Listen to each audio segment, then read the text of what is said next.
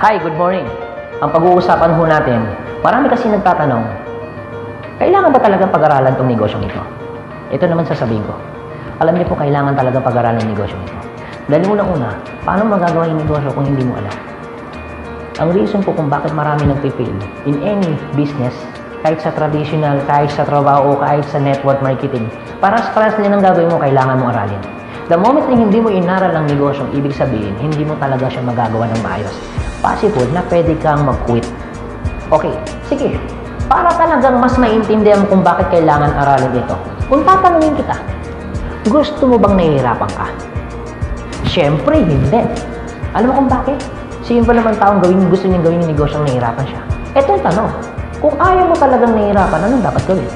Siyempre, kailangan aralin. Okay? Pag inaral mo bang negosyo, sa tingin mo madadalian ka na? Oo naman.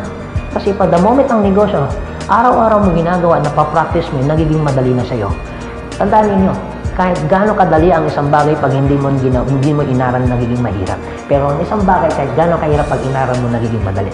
Yun pong reason kung bakit kailangan mo itong gawin para hindi ka mahirapan. Uulitin ko, gusto mo bang mahirapan ka? Siyempre hindi. So anong dapat mo gawin? Aralin. So guys, maraming salamat po sa inyo. God bless and to God be the glory. Power.